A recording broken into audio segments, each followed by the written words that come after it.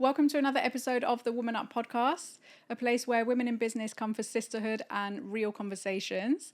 This is not another Women in Business podcast where all we talk about is strategy and scaling. As you know, we are here to connect with each other beyond the hustle. Before we were founders, CEOs, entrepreneurs, whatever you want to call us, we were women first. So this is the space where we share our journeys, our stories, and how real life has actually shaped us. If you want to know more about our online community, stay tuned. I'll tell you all about that later. But this is your reminder that if you're watching on YouTube, hit that subscribe button so that you don't miss any future episodes. And if you're listening or watching on a podcasting platform like Apple or Spotify, hit the follow button for the same reason. So this week, I have an amazing guest. I can't wait for you guys to get to know her a bit better. Please welcome to our space, Georgia Rose. Hi. Hi, that was a pro intro. Aw. I just started a Thank podcast you. and I am not like that at all. Yeah, it took a while. Season 1 had a completely different intro, and then season 2 I niched down to women in business, so I changed my intro, and then it has just been me in the car, just like over and over and over repeating it. Okay, that's kind of good And to know. it has like changed a few times slightly. Like the wording is similar, but I've like taken bits out, then put stuff back in, and You know what? I have just been like rubbish at it. So I actually like booked another day in the studio, bought all the outfits that I'd worn for all the different episodes and just Yeah. like did them one after the other when I just didn't have the pressure of people watching. Yeah. But I'm very new to podcasting. Yeah. But also, do you know what happened at the beginning of season 2? I felt like a pro. Like I had rehearsed it for like 2 days before the episode, like my first episode recording. And I was in the car just over and over, like 20 times, all good, ready. And then as soon as I sat here and I had a guest watching me, yeah. my mind just went completely blank. Yeah, and that's why you become self-conscious. Yeah, that's why I just kept my phone to the side, and now I'm like, oh, 1 second, if I like forget, and then I just edit it out. But now I feel like I'm in the flow, and like you just get used to it. I guess. Like become more comfortable. Yeah. Well, maybe I'll become like that. Definitely. So tell the audience like who you are and what you do. So my name is Georgia Rose. I'm a clinical sexologist and sex coach. I help women and couples revive their libido, feel confident naked, and create a sex life that strengthens their relationship. And yeah, I work with people, and in 8 weeks I guarantee real results. Otherwise I'll keep working with you until you do. Oh, that's amazing. I didn't know that. That's me. I love that. Yeah, but I'm also a cancer survivor. I had cancer a couple of years ago, and that has also kind of influenced some of the work I've done. So I was diagnosed as I was kind of building up my business in the sex coaching world. Took some time out. I'm now back. I'm back, and different version of me. Are you fully better now? Fully better, yeah. So I'm in remission. I've been in remission for 2 years. Okay. Yeah. Before we delve into everything that you do, can we go into that cancer journey? Yeah, we can. So talk us through like the diagnosis, like if we go back, what was that journey like? Yeah, it was a ride. Chaos. Yeah. But I was about to move to Ibiza, about to like take my whole life over there. Was like talking to lawyers, getting visas sorted. I was in Ibiza when I had noticed some stuff feeling wrong in my body, and it kind of coincided with me working with a mentor about who you've actually had on this podcast, Amy White. Yeah, so I was doing quite a lot of work on the mind-body connection and like somatics, and I started noticing that my body, little things were off in my body. And so when I went back to London, I just went to the doctor. I was like, something's wrong. I know something's wrong. And I demanded a blood test. And I just was like, I want all the tests. Okay. All the tests. I made them do ECGs, all of it. Yeah. And then kind of a couple of weeks later, we realized there was a tumour the size of a football next to my heart. No Small way. football. But yeah, massive. And yeah, obviously that put a stop to the Ibiza plans. We found out it was cancerous. It was something called non-Hodgkin's lymphoma, which is a blood cancer. It's actually quite a common cancer among young people. Never heard of it before. And I had to go through some pretty hardcore chemo. Yeah. And it really pulls the rug from under your life. Like the earth sort of spins at a different axis, I think. But I rose to the challenge is probably the best way to describe it. Yeah. And I just really wanted to do it all like on my terms. I wanted to have a lot of agency through it. Like, this horrible thing is happening to you. So I think I brought as much as I could to the healing process, and I definitely saw it as something to heal through. So I was very open about my diagnosis and my treatment. I shared a lot about it online. But yeah, now I'm in full remission, which is obviously I'm really grateful for. Yeah. When was that you were first diagnosed? I was 31. It was in 2022. Oh, so it wasn't even that long ago.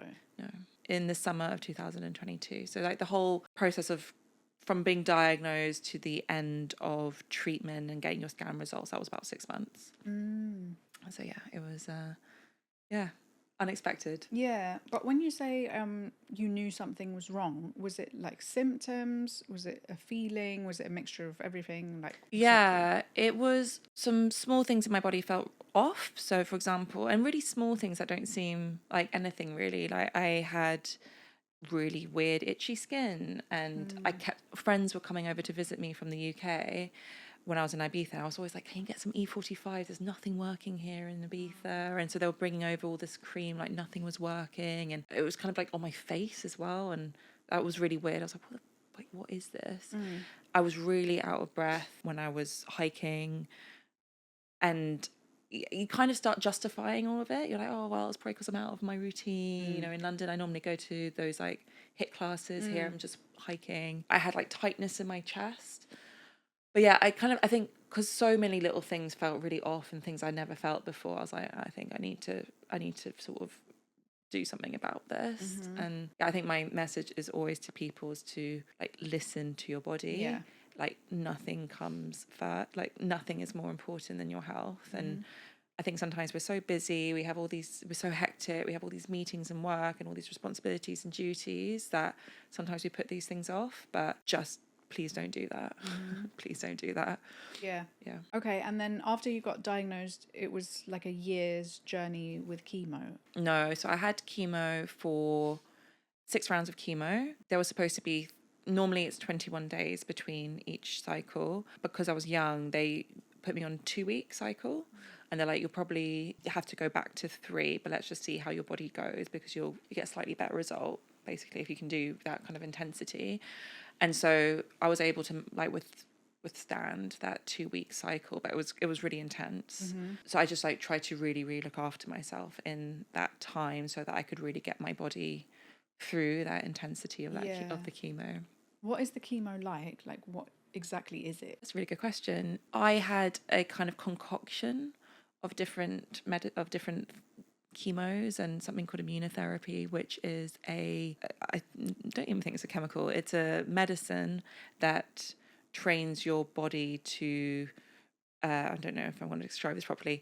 It helps your body fight the cancer cells, and then on its own terms. So like your immune system works on your immune system, and then the chemotherapy itself is often positioned as a poison or a chemical that kills all the cancer cells or fast growing cells, but in doing so it also attacks a lot of fast growing cells in your body, like hair follicles and your ovaries and stuff like that. So everything really. So I had 5 different types of medicines. I like to call it medicines. I found it really hard to think of poison going into my body. I found that really, really unpalatable. Yeah. But then I did some research, and some chemotherapy drugs, the base of that medicine is made from like natural things like flowers or fungus. So the main chemotherapy drug I took was made from a periwinkle flower, which is like quite a cute little kind of pink flower. Yeah. And so I put loads of pictures of periwinkles up in my room, and I was like, oh, it's like flower healing. You know, I just tried to reframe so much of it to make it less frightening. Yeah, and so the way that it's administered is I had a port put in, which is like I felt like a bionic woman. It's like a little plug, and then you can like plug the drugs into your arteries straight away. rather than being cannulated all the time because it's sore and your veins can constrict. So I had this sort of funny little plug. They sort of plug you in every 2 weeks. They also give you steroids to sort of keep your body kind of, I kind of always kind of associated it with speed. So it just kind of really buoyed you up. Yeah. Makes you feel really, do you have any experience with cancer or no family or anything? No. Yeah, so it's just like, it's quite a wild experience. Yeah, like they just plug you in, do the drugs. The first one took about 10 or 11 hours. They administer it really slowly to make sure that like your body's reacting to it all right. Yeah. And then each time I did it, it was kind of got a bit quicker and quicker. And yeah, I don't really know what else to say about it. I shared it on Instagram. I did like a video of what it did, and it got so many views. So Yeah. check it out. Yeah. You can see it all. How was the response with you like sharing that journey? I think positive. I thought really hard before doing it. And obviously I write a lot about sex, and my whole thing has always been about like honest conversations about the taboo, about things that are stigmatized. I also was really aware I don't really want this to be what's the word, like trauma sharing. What's the word, like when you just share all these difficult things? I know what you mean. I don't remember what the word is. I can't remember what the word is. Yeah. I was aware that I didn't want to, let's just call it trauma sharing. I didn't want it to be this trauma, like, in a kind of unwieldy, unconscious way of being a bit unhelpful with it. So I kind of sat down with myself. I was like, right, what are your intentions with this? And I was like, well, this is an experience that's happening. I'm learning a lot. I'm here to sort of share conversations about things that are stigmatized, and illness is really stigmatized, and young people having cancer is not really seen that much. Like there's not much. Well, there is actually. I feel like when you become a part of that world, there's actually loads of stuff out there. But I struggled to find someone who was approaching cancer in a integrative way. So at the time I was quite new agey, quite woo woo. I'm not really like that anymore, but I've sort of broken up with that world. But especially because I was in Ibiza, I had a lot of messaging around, you know, the dangers of science and medicine and all this stuff. And I found that when I entered into the world of cancer, there was a big group of people who were very pro-science and chemo, and then there was a big group of people who were saying like, no, don't trust that, don't do it.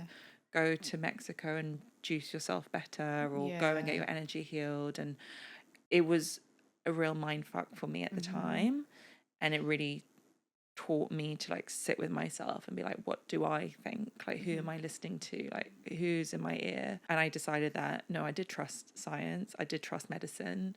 I also wanted to do these sort of healing natural things alongside it. I can do both. Why do I have to? Why is it either or?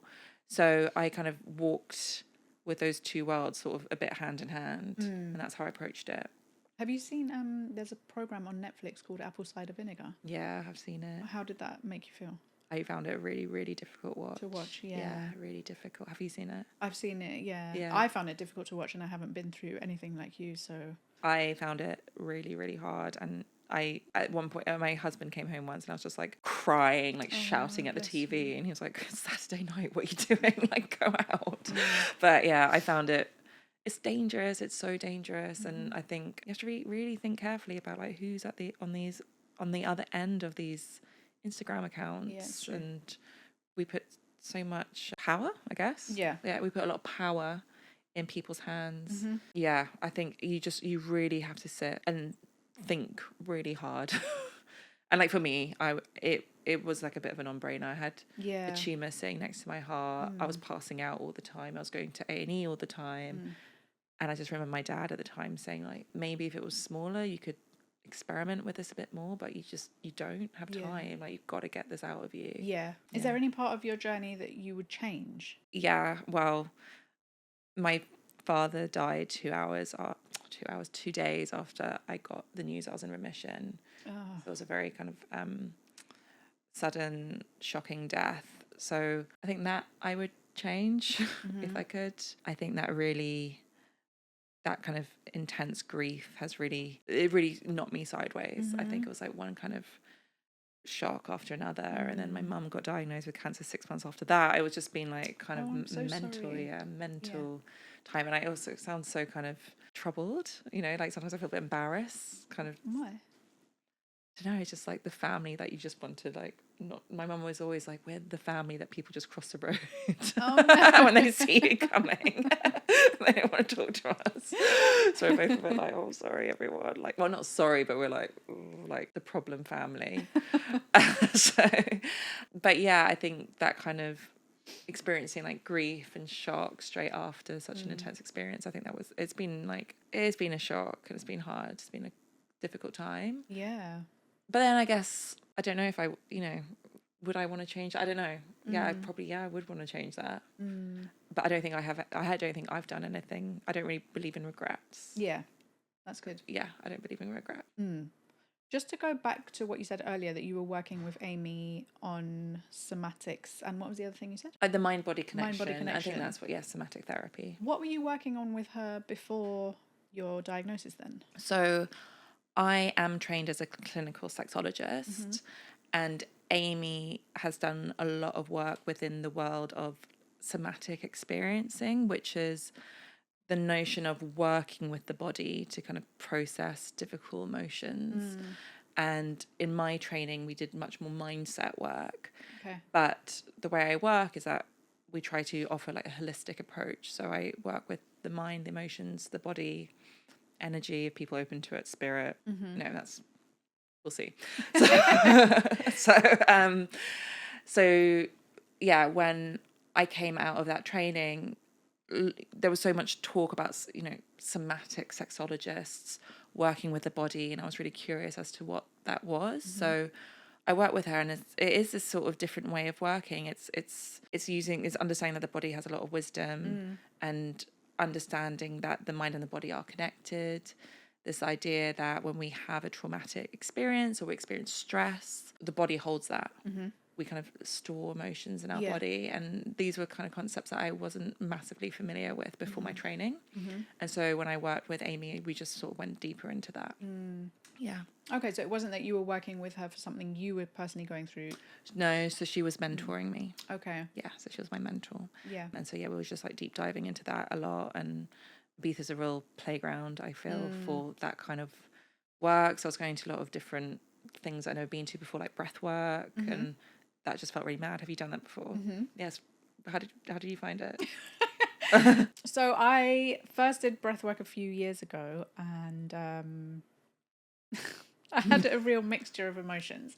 So it was actually an event that was doing like breath work in the afternoons. Okay. For 3 days straight. Okay. So on day one, the breath work I felt was very intense. Yeah. And because I'd never done that before, people were like purging, screaming, crying, laughing. Yeah. And I remember being in that room and not understanding why everyone was making so much noise. Yeah. And feeling like really resistant towards it because It's frightening. Yeah. And I remember thinking, I feel like this is what hell sounds like. That is so good. And then actually that brought up emotion in me because I felt really judgmental of everyone. And then I felt really, I don't know what the word is, but I was kind of angry that I wasn't able to release anything. And everyone else was so like open to just releasing whatever it was that they had going on. And then I started to just cry. And I just cried and cried and cried because I just felt like I was the odd one out and I didn't know how to express myself and I didn't know how to scream or how to do all these things. And I felt really bad for judging everyone else in the room because there was a moment where I was like, surely these guys are exaggerating. Yeah, it feels quite performative. But there were like 100 people in that room, so not everyone's not going to be exaggerating. Yeah. And then day two, I kind of had more of an expectation. So I was like, okay, I kind of know what to expect now, so I feel a bit more comfortable. Yeah.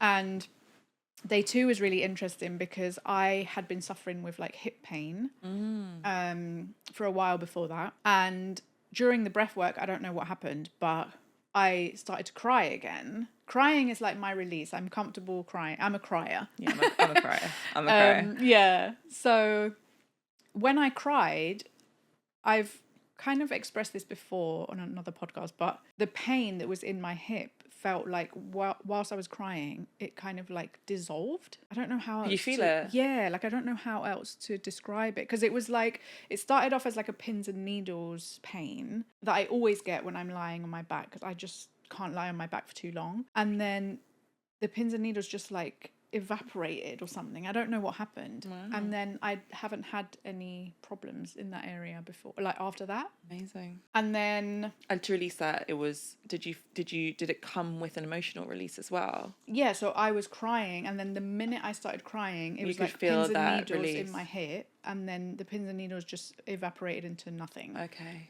And then the pain went away. Yeah, so because the kind of theory around somatic therapy is that the emotions, if they become quite dense, it can almost create like a kind of physical illness or physical imprint, or Yeah. you know, so that kind of translates, I guess. Yeah.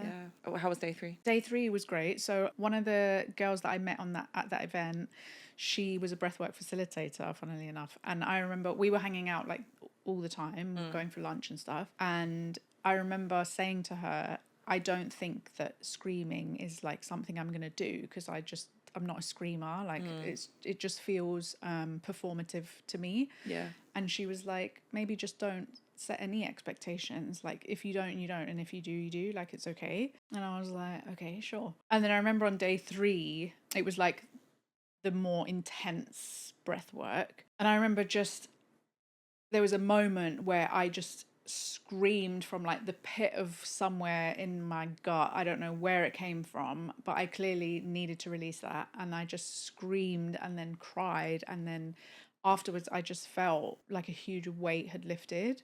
Oh. And yeah, it was like a really interesting experience, going from like day 1 of being like, what is actually happening here, to then just like full release on day 3. Yeah. Hey ladies, quick pause. I hope you're enjoying the episode so far. As mentioned earlier, if you want to be part of our community and be the first to know when we launch, connect with us on Instagram or join the email list. Both links are in the description. We're going to have monthly guest speakers, live check-ins, accountability group, and even some in-person meetups happening throughout the year. And I personally can't wait. I know this business journey can feel lonely at times, but you don't have to do it alone. Connect with us and join the movement. Now, let's get back to the episode. Because the first time I came across like a breathwork experience, I went to a tantric sex festival when I was a teeny tiny sex coach in training. I was in Australia, and I brought my husband along with me, and he was like, what is this? Or what is going on? And his expectations were like low of that week. He was, because I said to him, I was like, I'm going to go. I'd love you to come. Obviously you don't have to come. I'll pay for you to come. And he was just like, I think the only thing worse than going is maybe not going, and like you going on your own. So yeah, so he came along, which was like, you know, really nice of him. Yeah. I think his expectations were really low and mine were really, really high. And we just sort of, as a result, he actually had like a pretty decent time. And I found it so confronting and challenging, because so much of it was this sort of somatic work, and I was so new to the field, and I really didn't understand what was going on. And we went to this breathwork thing. I was like, oh, it'll be like meditation, nice. And then everyone's like screaming and convulsing, and I just was so frightened. And then my husband meditates every day, and so he was just sort of in his own little meditation thing, and sort of was able to tune it all out. And then afterwards I was like, did you witness all that? He was like, no, what happened? I was like, there was like exorcisms going on everywhere. Why were you not aware of this? And I felt really kind of confused and upset, and it really kind of made me question it, the whole field. I was like, maybe I'm not ready for this, maybe I don't want to do this. I think there's more to unpack within these festivals that happen. But also interestingly, I've just come back from doing some body work, which is of a similar ilk, I would say, just very intense. And it was my first body work, and I was in Amsterdam over the weekend doing it, and I'm still sort of riding the waves of that aftermath, which is very similar as this sort of release, but they do it via kind of like almost like a deep tissue. Oh, right. I wouldn't say massage, I would just say like pressure point points. hold. And it was just it was like a purge like very intense. And yeah, the days afterwards, I've just been feeling pretty wavy, I would say. Oh, and right, okay. Quite drained, I would say. And then yeah, pretty wavy. So Yeah. it's interesting work. I think it's really valid work. I think it's really different because it's different to talk therapy, which I think we all acknowledge as like very legitimate way of processing difficult events and experiences. And I think somatic therapy, there's not as much research around it. I don't think it's acknowledged as much, but I was looking into it. There's more and more research and there's more and more studies going on, and like medical journals are starting to talk about it. And so for me, that's quite important. Yeah. I do think that, though, I don't think it's something that I would do regularly. I think that there was a point in my life where I felt that I needed that. And I went to that event because I was looking for something. And I was in a relationship where I wasn't happy, but I wasn't telling anyone. I was just kind of riding it out and like trying to be okay with whatever situation I was in. And I was really in a pit of just darkness. And I feel like I needed that at that point in my life, but I haven't done breath work since that. And so sometimes I think that people can become like obsessed because they're looking for like answers, and then they just constantly like doing different things. And I think sometimes you can take what you need from something and then move on to the next thing. Yeah. I don't think you have to, like, I've done meditation since then, but I don't know how I would feel now doing breath work. I think it would be too intense, and I feel like I'm not really in that space. Yeah, like it served a purpose for you at that point in your life. Yeah. And maybe that's something that you're not really looking Looking for at the for moment. anymore. Yeah, it's a bit like therapy. Like sometimes you need it at certain points in your life, and then you step back. I think sometimes the danger in the, I don't know what you call it, like this personal development world or something. I think there's this sort of culture that's been set, which is this idea that you have to always up level, you always have to be getting to the next level, you have to be healing, then you get to the next stage, and it's this sort of like chasing. And I was able to recognize that, I think, when I stopped for cancer treatment and really reflect on life. And you obviously become quite existential, and you start to really look at your life and take lessons when you're put in that situation. And one of my biggest learnings was stop chasing. It's a bit different to healing, because I think if you have something to heal, go heal. But I think some people do something sometimes want that kind of more intense experience, like more, get. So it makes it a bit different to what I'm talking about. But there are lots of good lessons, I think, that came from being sick, which was, I guess it's a bit of a reckoning, and you can't help but look at life a bit differently. What would you say is one of the biggest lessons? Like, live your life well. Live your life well. If it's not making you happy, just don't do it. Stop doing it. Like, life is quite short. You have no idea when life is going to throw you a curveball. And when I got diagnosed, the things that I was looking back on, I was so happy that I traveled to Australia and I was there during COVID, and I was just, really stoked by that. Really proud of myself for wanting to move to Ibiza. Those things that you look back on, and I think it made me feel really grateful for the people in my life, and just like to take stock and be happy and to show up for your loved ones, and like you have nothing to prove to anyone. Like, live your life for yourself. Those things, I think, really come into sharp relief.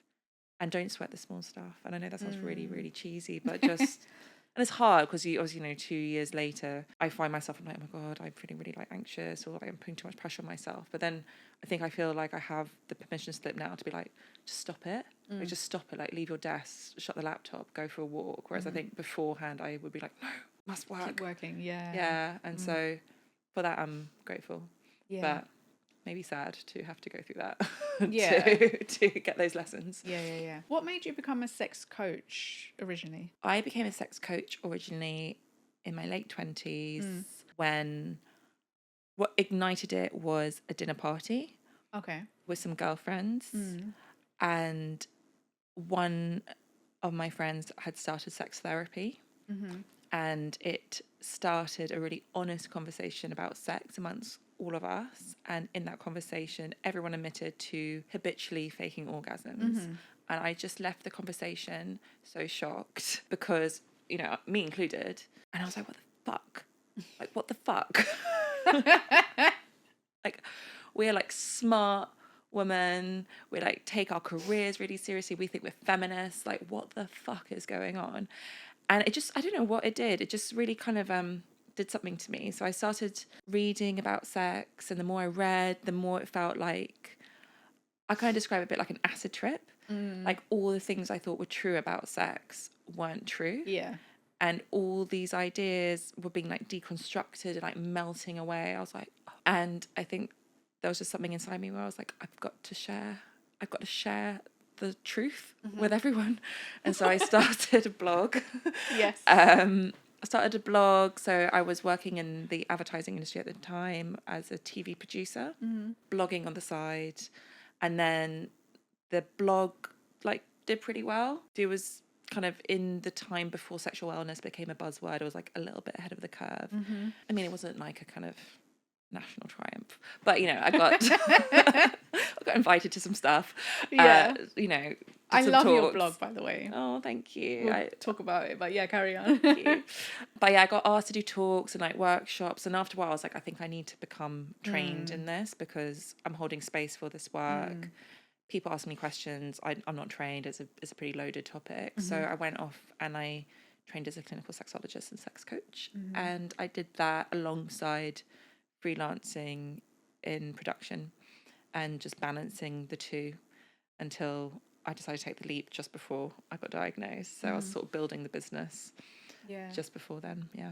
I love it. I haven't had time to read all of the articles on your blog, but I saw that you had articles that people send in. Yeah. So some of them quite heavy as well. So Yeah. like sex after a long-term relationship. Yeah. Sex after herpes. Yeah. Sex after rape. Yeah. Sex after grief. Yeah. And I just found it so interesting. Those are the ones that I was like going through. Nice. But I love that you have like contributors that tell their stories. Because I was like, oh wait, this can't be all of hers. No. Whenever I like share it online, I'm always like, anonymous guest, writer, not me again. Yeah.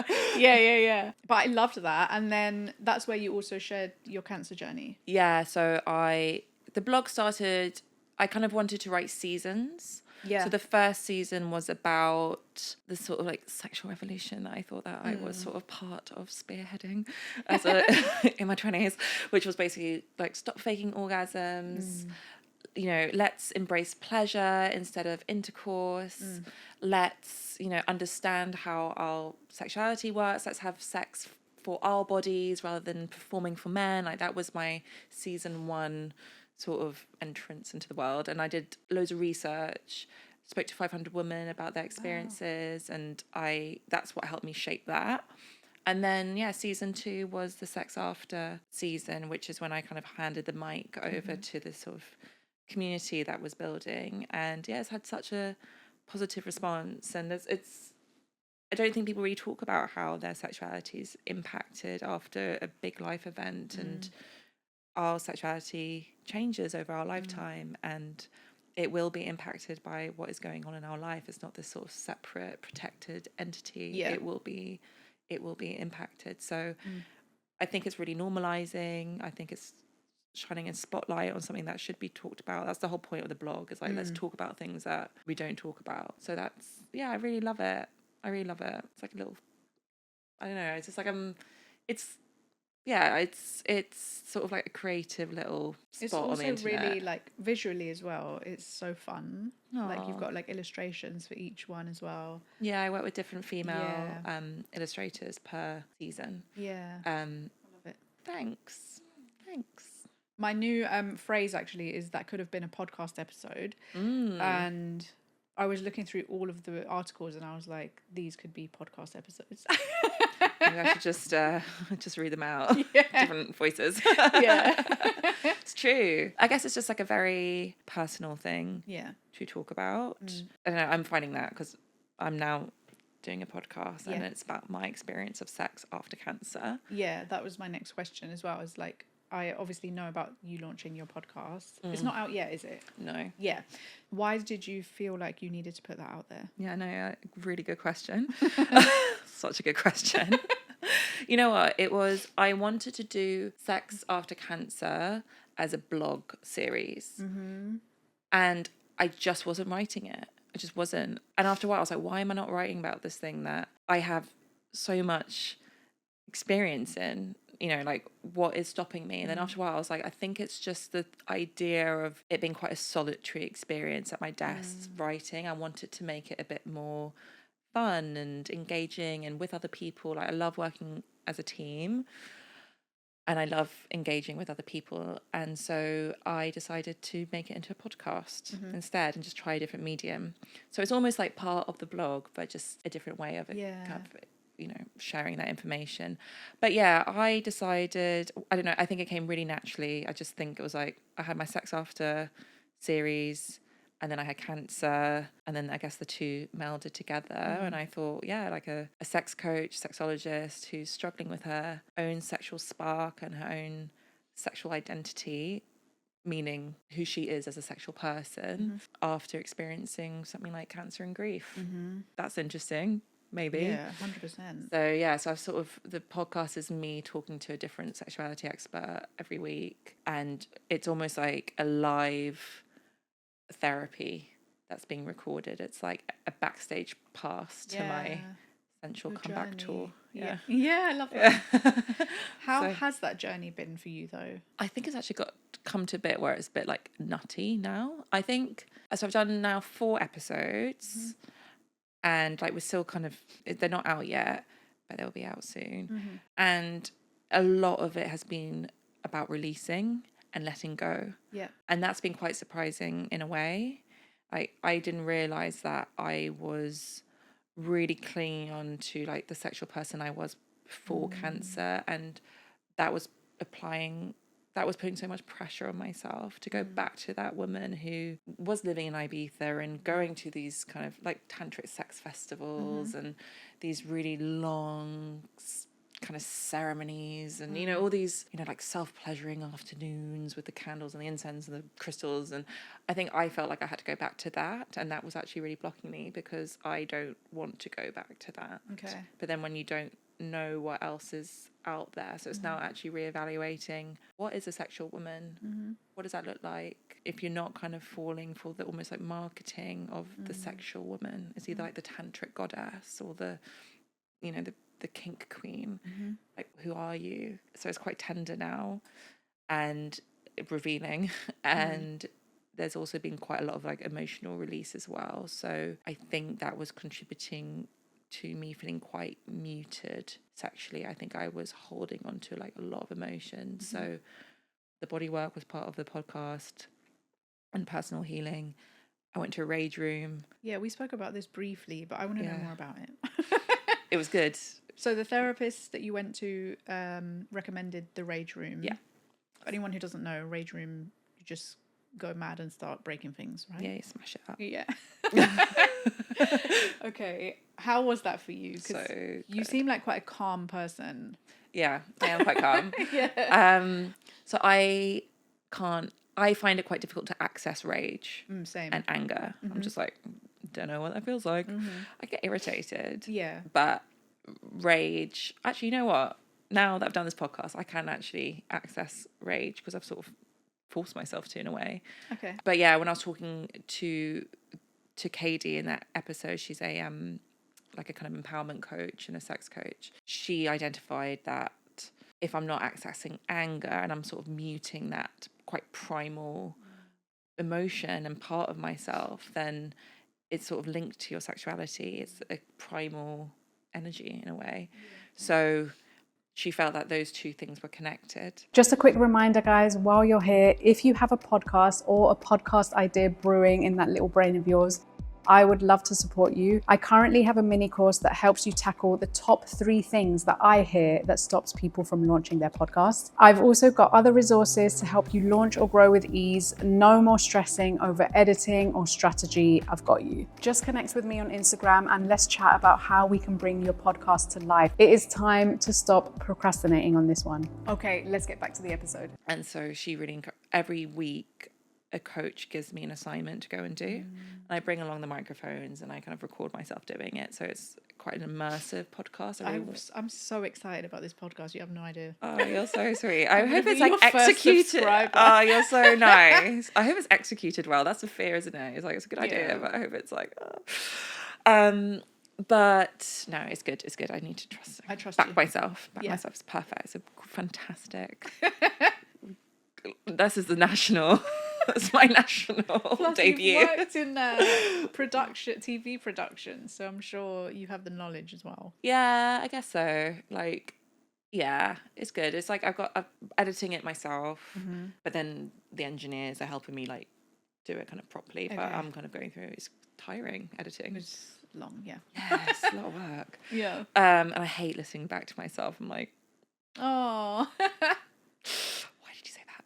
But what did you ask? Rage room. Sorry, the rage room, yeah. Yeah, so I went pretty relaxed about it. When I was handed the crowbar, I was like, felt a bit anxiety inducing when they gave me these sort of weapons. So it was like crowbar, mallets, hammers, Oh my God. Yeah. baseball bats. And then you're just in this room with glass, TV, ceramics. There was an old washing machine that you could just bash up.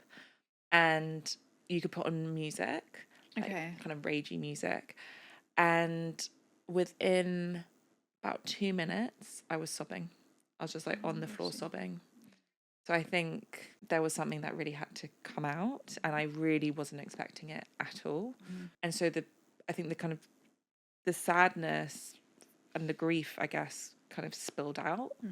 And then that moved past, within a couple of minutes. And then I feel that's when I could kind of get into my rage a bit more. And because the music's so loud as well, and you're just in there alone. So you can really rage and scream and yell and throw things against the wall. Like the whole room was just completely like decimated afterwards. So yeah, I would say that I think I want to go every 3 months. I might do it. I think I'm learning that self-care equals really tending to your emotional hygiene.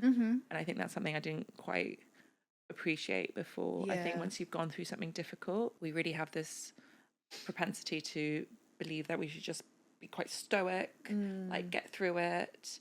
Like I really didn't want to unravel. I really wanted to stay together. Like after all those shocks happened to me, I just really wanted to keep it together. And I think that's fine. That's probably what I needed at the moment. But if you're not, turning towards those quite difficult feelings, like where do they go? And I think they start impacting you. So yeah, I think I've really realized that I've got to turn towards those difficult emotions. And if you know that you find it hard to cry, or if you know you find it hard to get angry, and you feel like there is some stuff there, like go do a cathartic thing. It might not be the crazy body work in Amsterdam or the crazy, well, they're not crazy, but the intense things. It could be like sometimes as simple as watching a sad movie and like letting yourself cry. I do that on my period every month. There we go. You're a pro. Yeah, you're kind of, it's that sort of idea of allowing yourself to feel those feelings. And I think sometimes that can feel really frightening. But they don't unravel you. Nothing, you don't. Like, you're fine. They pass through you. And you're absolutely fine. If anything, you feel better. So, I don't know. I guess we're just part of a society that doesn't really allow us to... I think being high functioning as women is what's really applauded. And maybe we feel that expressing those feelings is different to that. Slash, maybe, for me, I think I found anger to be quite a scary, frightening emotion. Too. Yeah, it's like too much. I just didn't find it very accessible. Yeah, I don't know how I would feel in a rage room. I think I'll also be that person that ends up injuring herself. No, you wouldn't. Well, you know what? If you throw it against the wall, sometimes it can bounce it back. bounced back and hit me in the head or something. But no one would see. That's what's so liberating about it. Yeah. And I think the music really helps. I think that really, if you get that vibe right. Yeah, I put on some music, you be in control of it, like some music I used to listen to during cancer, and I was like, oh, this is going to be great, and it just didn't really work. I was like, no, just put on like the rage music. Yeah. Okay. What other activities were you recommended to do? So that's a very good point. So I've done the rage room. I did the goddess breath. So I had Amy on Amy White on it. We were talking about the nervous system and how you can get in, obviously after trauma, your body goes into fight, flight or freeze, and it can kind of get stuck there. And so we sort of identified how my body was definitely in a freeze response, especially after everything, and how to move through that. So she gave me a practice called the goddess breath, which we did. So quite a lot of using like sound, using your sound to sort of let go, non-linear movements, you just sort of move around as you want, and your breath. I did that. Then I had a really great coach, Billy, from the company Furley. It's a sexual wellness app. She came on and we talked about pleasure. And so I am seeing like a pleasure coach as my assignment to talk about how I can explore it a bit more. That's sort of upcoming. And then the body work. Yeah. And then next I've got Kate Moyle coming on. She's a sex therapist, like a really well-known sex therapist. So really excited to have her on. Yeah. So we'll see what that brings. Each episode is it's quite hard to plan because each episode brings a new thing, like uncovers something new. Yeah. I'm like, okay, right, I have to think about this. But kind of interested to maybe, I think I'll find this out more with a pleasure coach, to just, how do you explore pleasure? Where do you go if you're feeling a bit like fresh to it? Like, where do I go? Like, maybe I've done lots of tantric stuff before, so maybe I should look into other things. Or like, do you need to even explore? Maybe it has to come from yourself. Like, who's telling me that I need to be? Yeah. You know, again, this idea, I think this is what the last coach brought up, was who is that example of the kind of sexual woman that, are you trying to be someone rather than actually tuning into like your own needs? What you need, yeah. Yeah, and I think that's really hard to actually understand fully because we all have like, these sexual scripts everywhere. So most of us are comparing ourselves to porn stars. Most of us are comparing ourselves to what we see in TV and in movies. Like those are the models of sexuality that we have available to us. So it's really hard to like deconstruct, break away from those images or models of sexuality, and like melt. It's like a melting of your sexual ideas, I guess. So I think I'm sort of there at the moment. Yeah, we'll see what happens. I was thinking about this recently as well because I've started watching Sex and the City again. Yeah. And I'm like a massive fan. I'm a big fan. Yeah. Have you listened to the Sex and Sentimental in the City podcast? No, what is it? It's so good. Do you know Dolly Alderton? She's like a journalist and writer. She was invited on the podcast called Sentimental in the City, Sentimental Garbage. Okay.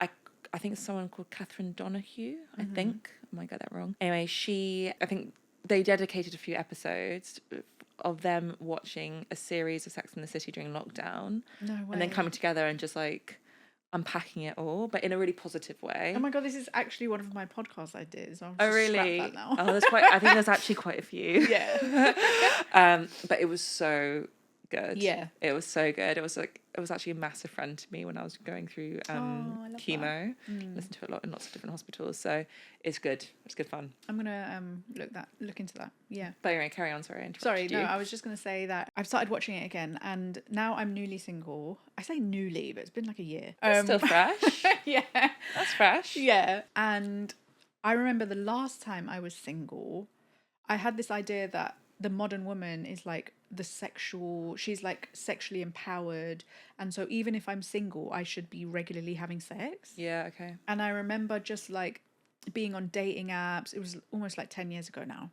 And I was going on dating apps, going on dates, having casual hookups, blah, blah, and I hated it. It's just not who I am. Like I just don't think it's in me. But I felt like as a modern sexually empowered woman, that's who I need to be. That's what you should be. Yeah. And so now that I'm single again, I can't think of anything worse than like having casual hookups, or like, I'm actually quite scared. I think I need to work on it, but I'm scared of like getting back into the dating game and potentially like sleeping with a new person. Like, that scares the life out of me right now. What's the fear? I just feel like I've been with the same person for such a long time that is like my safety net.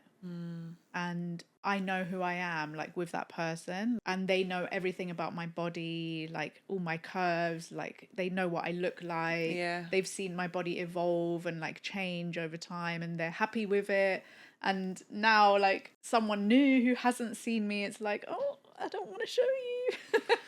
So yeah, what I'm hearing is like it feels vulnerable. Yeah. It feels vulnerable. Yeah. So I think going at your own pace is right. But then I guess there's an alternative, which is like maybe you have to go a little bit to your edges in order to kind of get a little bit outside your comfort zone. Yeah. Like a little bit, but maybe doing it in a way that feels accessible and comfortable for you. Like I feel that maybe the dating apps, it feels like such an overwhelming experience, and there are so many terrible stories out there. Yeah. And it's just this sort of swamp. Yeah. I mean, I'm married and I've been with him for a very long time, so I'm not like a pro, but I feel like I'm seeing loads more of like supper clubs and like speed dating stuff like that. I feel that people are getting really fatigued by the apps. Yeah. And there's other things that you can go to. Yeah, there's a previous podcast guest, actually. She's a matchmaker, actually. Oh wow. Yeah, but she is organising supper clubs as well. So I'm down for things like that. I just don't think I'm an app person. But I think my original point was what you were saying is what feels right to you, rather than doing the stuff that you think you should be doing. Yeah, exactly. So I guess it's sort of, the work is always much you think you can do sex coaching and it's just going to be quite lighthearted. Yeah. And then it gets like much deeper, and it gets more about the self and who you are and your boundaries and your sense of self. And that's obviously it does feel quite vulnerable because it's all being recorded. And then I also have to think about my husband, and he hasn't really signed up for this. So there's conversations there. I was like, do you want to be in an episode? He was like, absolutely not. Oh no. I was going to say, what does he do? He's a filmmaker and a screenwriter. Oh, I love this. Yeah. He should just help you make a documentary. His journey. I think he would also be like, absolutely not. But I would love to make a documentary about sex and that world. That would be my dream, like to kind of marry my production world with my sex world. Like that is the dream. So that's why I love actually making a podcast, because it's like producing something within the field of sex. I love that. So I often Google sometimes. I'm like, is there an advertising agency that only has sexual wellness brands? And I could be a producer for it a little bit sometimes, but it's not a thing. Yeah. It's nothing. Yeah. Do you have a launch date for your podcast? No, not yet, which is really annoying because I did want to Yeah. before I came on here. Yeah. But I think I've heard that summer's bad time for podcasts. I mean, for like launching, because actually people listen to podcasts like on the commute and stuff. Yeah, I've heard that too, but I think sometimes you have to just do it. Yeah, because otherwise you'll just keep putting it off. Like, there's always going to be a reason to put it off. Keep tuned. Yeah, I'm excited for you. Thank you. And I just find this so interesting. Like, I feel like you've been through so much, and the fact that you're like sharing this journey, I think there's going to be loads of women that are going to want to see that, can relate to it, and I just think it's going to be amazing. Oh, thank you. I hope so. I think I mean, there's really not much of a conversation around sex and cancer, unfortunately. I think it's like two difficult topics have collided, and there's not much. I've worked with a few women now who've had cancer, and I think you just have to be really aware of how much shock the body has been through, and it's quite a slow process. And just giving yourself like so much nurturing and giving your body like love, care. Like that's almost like the bed, making your body feel safe again, basically, before you can then enter into like a sexual space. So that's quite a lot of where the work is, and is what I'm realizing as well on the podcast. Yeah. Yeah. I'm excited for you. Thanks. Yeah. I'll send it to you when it's ready. Yeah, do, please. What was I going to say? Yeah, so I always finish my interviews with the Woman Up wrap up. Oh, yeah. So it's just 4 questions that I ask everyone. So tell me something about you that no one really knows. So I mean, I don't even know if it's quirky or funny, but I... It could be anything. So when I was really young, for like many, many, many years, I wanted to be Snow White.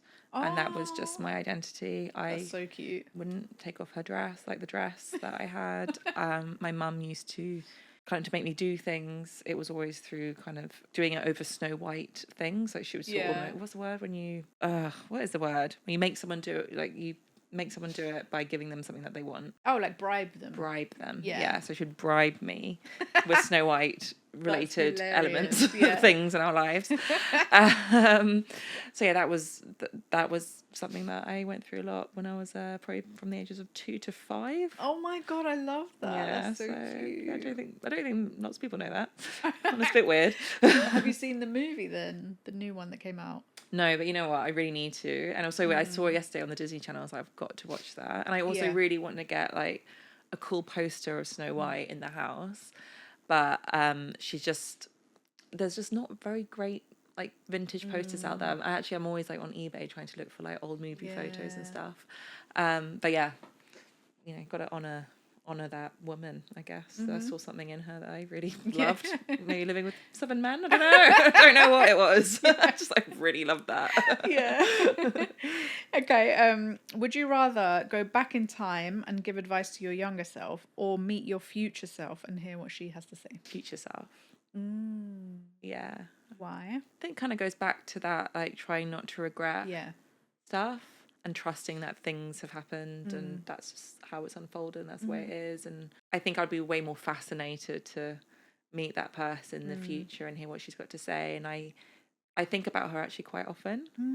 I love that. Yeah, I do. I just think a lot about what is a life that's well lived. What do I want to think about when I look back at my life as an old lady, and what are the things that I would have been proud of and not so proud of, or things that I would have really appreciated. And I actually think of her so often. Love that. Okay, if we had this conversation a year from now, what is one thing that you hope you've achieved by then? Okay, podcast out. People liked it, people have responded to it, it's been helpful for people. Maybe it's like started a conversation about sex and cancer that I think is lacking. Maybe there could have been like community, or you know, something that's come from that would be really great. I would love to do more in-person events. I'd love to do, especially as Instagram and social media is being such dicks to the sex education world and sexual wellness world. Like they're being so awful and censorious that we can't really operate on there. So just really want to bring like in real life energy back. So maybe like some cool, maybe like dating supper clubs with a sexual twist, or you know, who knows. Oh, I love it. Yeah. Okay. So I think those two. Okay. And then the last one is, if you had to describe this season of your life as a song, a book title, or a movie, what would it be? I Can See Clearly Now by Jimmy Cliff. Oh, I love that. Yeah, because I just feel that I have restarted the business, but with holding on to quite a lot of the lessons I've learned through cancer, and the energy I'm bringing to it is just so different, and I think better, less mad, like chaotic, like strategic, intentional, backing myself, and leading life sort of with those lessons. So yeah, I love that. Yeah. Do you think you're kind of starting from scratch in a way with your own pleasure or your own sensuality? In a way. It feels like I've done like all this kind of like emotional, like getting all the sludge out. Yeah. And then it's really asking me like, who am I in this new chapter of my life? Yeah. Like, who am I? Like the things that I really responded to and related to in the past aren't really doing it for me anymore. Yeah, who am I? So yeah, it feels like a wiser new version of me. Okay. Yeah, Yeah. that makes sense. Yeah. Amazing. I've loved having you on. Oh, thank you so much for having me. This is like Hopefully my you'll first come podcast in ages. Oh. Yeah, as a guest. Oh, that's amazing. Yeah. Yeah, thank you. I've really enjoyed this conversation, and I think it's such an important conversation to have as well. Thank you. Yeah, no, it's been a pleasure to come on. Thank you so much for inviting me. I was really, really, really touched. Oh, I'm going to put your blog and everything in the description. Yes. So guys, check out the blog because it's amazing. And obviously check out the podcast when it comes out. And if you need help with your sex life. Oh, well, yeah, obviously. All of your links are going to be in the description. Yeah. I might have to come to you when I start dating again. Yeah. Don't forget, guys, like, subscribe, comment, do all the things. It really helps us to get the podcast out there and get more women listening to these conversations. I really appreciate you, and I will see you next week. Bye.